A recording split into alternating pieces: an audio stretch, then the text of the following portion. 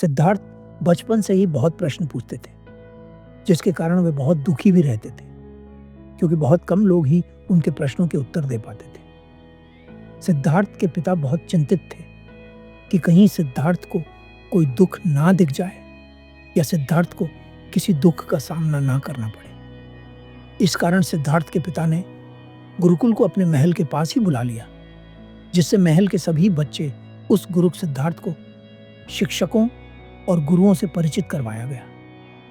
गुरुओं को यह स्पष्ट निर्देश दिया गया था कि बच्चों को ऐसी कोई शिक्षा न दी जाए जो उनके मन में वैराग्य उत्पन्न कर सके। सिद्धार्थ ने सभी गुरुओं से मुलाकात की, लेकिन केवल आचार्य कौंडिन्य ऐसे व्यक्ति थे जो सिद्धार्थ के लगभग सभी प्रश्नों के उत्तर दे पाते थे। सिद्धार्थ आचार्य कौंडिन्य के पास रहना बहुत पसंद करते थे और अपना अधिकतर समय उनके साथ ही बिताते थे। एक दिन सिद्धार्थ आचार्य कौंडिन्य के पास गए और उनके साथ बैठकर अपने प्रश्नों के उत्तर पूछने लगे। समय बीतता गया और यह बात महाराज तक पहुंची कि आचार्य कौंडिन्य ने सिद्धार्थ को ध्यान विधि बताई है, जो किसी भी व्यक्ति को वैराग्य सिद्धार्थ के पिता आचार्य कौंडिन्य से कहते हैं। हमने आपसे पहले ही कहा था कि सिद्धार्थ को ऐसा कोई ज्ञान नहीं देना है जिससे उसका मन वैराग्य की तरफ जाए। आपने वही शिक्षा दी जिसे हमने आपसे मना किया था।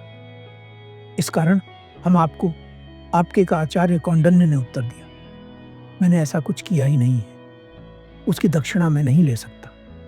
अभी सिद्धार्थ की शिक्षा पूरी नहीं हुई है, जिसके कारण मैं आपकी दक्षिणा स्वीकार नहीं कर सकता।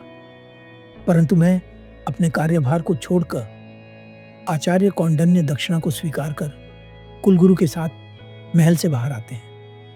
कुलगुरु को वह पोटली थमाते हुए कहते हैं, क्षमा कीजिए कुलगुरु, परंतु मैं यह दक्षिणा स्वीकार नहीं कर सकता। कुलगुरु कहते हैं, आचार्य कौंडिन्य, मैं सिद्धार्थ का मन व्याकुल होता है। वह कहते हैं, अब मेरे प्रश्नों के उत्तर कौन देगा?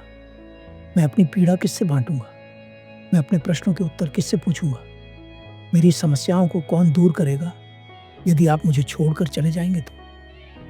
आचार्य कौंडिन्य सिद्धार्थ को समझाते हैं, सिद्धार्थ, अब तुम्हारे छोटे छोटे बच्चे हो गए हैं। आज सुबह मैंने उनके पंखों को देखा, मैंने उन्हें नीचे गिरते हुए देखा, मैंने देखा कि उन्होंने हवा में उड़ डरना शुरू कर दिया है। ये वह सिद्धार्थ कहते हैं, परंतु गुरुदेव, मैं नहीं उड़ पाऊंगा। आचार्य कौंडिन्य कहते हैं, नहीं सिद्धार्थ, इस निर्बलता को अपने भीतर से निकाल फेंको। तुम्हें बहुत आगे जाना है।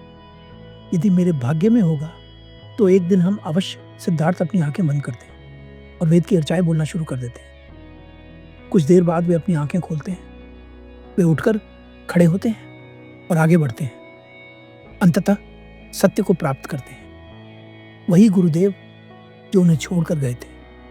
भव यदि सिद्धार्थ उस समय पूरी तरह से टूट जाते और आशा छोड़ देते कि आगे कुछ हो ही नहीं सकता, तो शायद वह संभावना घटित नहीं होती जो भविष्य में हुई। हमारे साथ भी ऐसा ही होता है। हम किसी घटना को अपने ऊपर इतना हावी कर लेते हैं कि यदि हम उठने का साहस करें तो संभावनाएं हमारा इंतजार करती हैं। आशा करता हूं कि इस कहानी से आपके जीवन को एक नई राह मिलेगी और आपका जीवन बदलेगा। धन्यवाद।